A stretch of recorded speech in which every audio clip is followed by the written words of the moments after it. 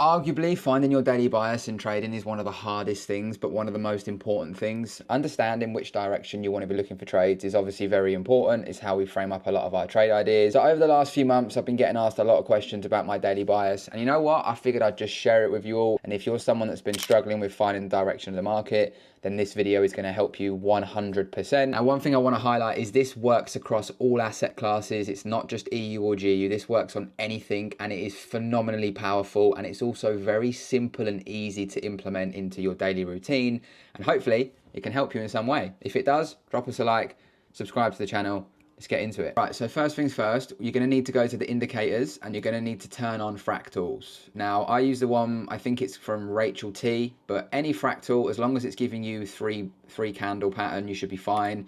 And again, you'll get to a point where you won't even need to use fractals. Maybe you don't already need to use them.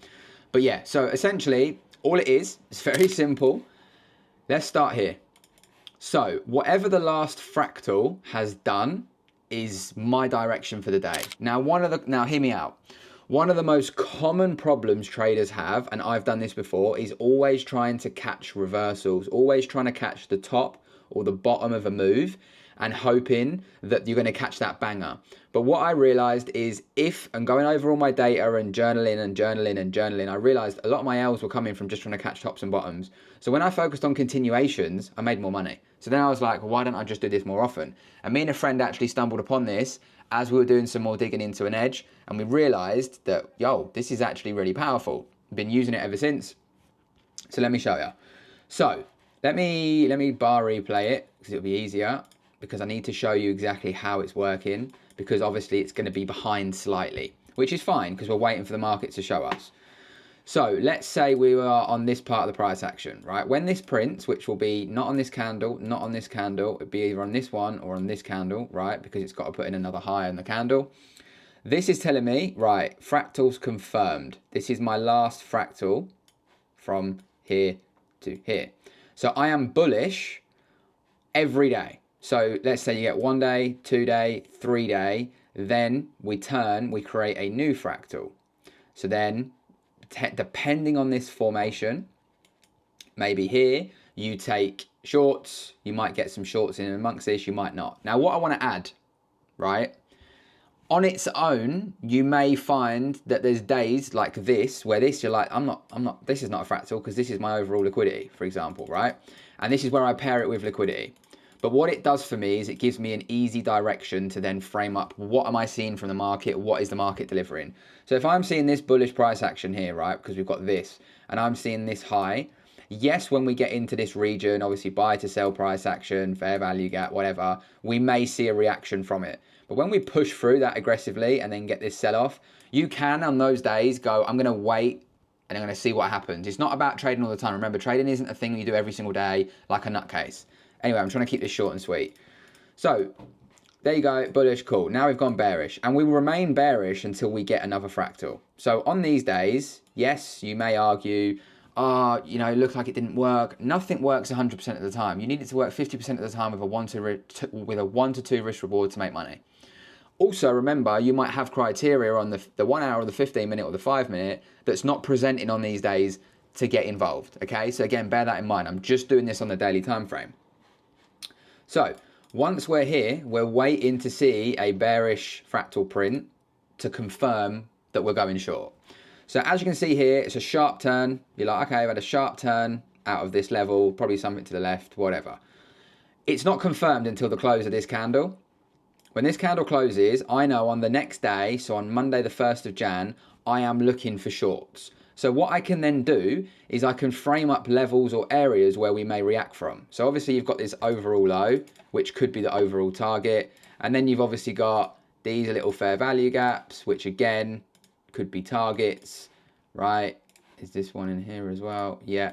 So these are levels where we could react from, but it looks good to go short. Okay, what are we seeing on the lower time frames, the 1 hours, the 15 minutes, whatever? Can we frame up a trade idea? So from here onwards, like I say, we're short. So you get short, you close below those fair value gaps, we're still short. I'm not sat here going, I might react out of this, we might go long, I'm short. Staying short.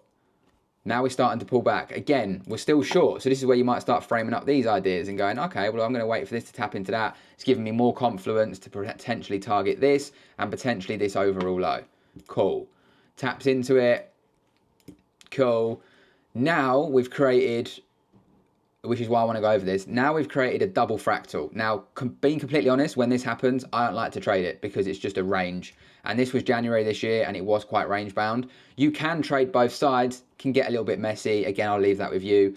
I usually just say I'm going to either wait for another fractal to form or I'm going to continue with the last printed fractal if the direction and what I'm seeing printed makes sense. So we're maintaining bearish order flow, etc., etc. Well, we're in this bearish fair value gap. We've got this one that we're looking to target. We've got this overall low. I'm happy to just see what happens. So we carry on. We get another bearish fractal. So again, I'm like, okay, cool. I'm short. I'm continuing with these shorts now. This long was just a small pullback. Maybe you caught a quick scalp in there, whatever. Now we're in this fair value gap. You're like, okay, what's going to happen here? Well, we print a bullish fractal. So now I'd be like, okay, I can take these longs, mindful, perhaps we might be coming in to say this fair value gap. All right, brilliant. So again, potentially a small intraday trade. You have the power to decide, no, you know what, I think we're just going to go short still, so I'm focusing on shorts. And again, that's up to you.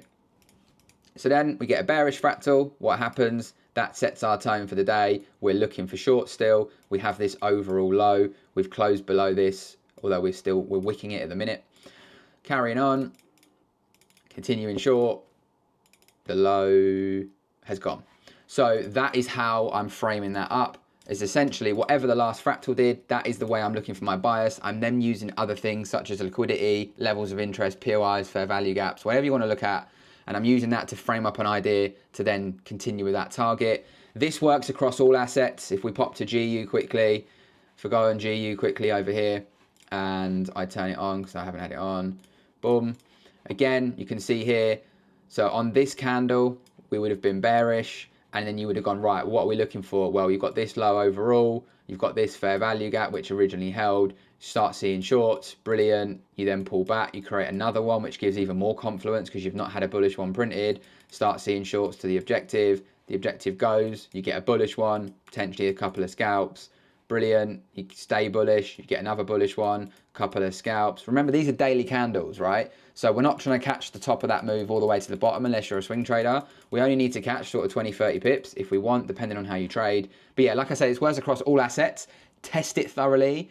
Implement it into your system if you think it can help you. Hopefully it does. If it doesn't help you and you don't need this, then please don't change anything. But I wanted to share it because I'm getting a lot of questions on it. And I know there's a lot of videos on the internet about daily bias. And personally, I just think they're all a little bit too waffly and they don't really make enough sense. Hopefully this helps you. It's the most easiest video and the easiest way to find your bias.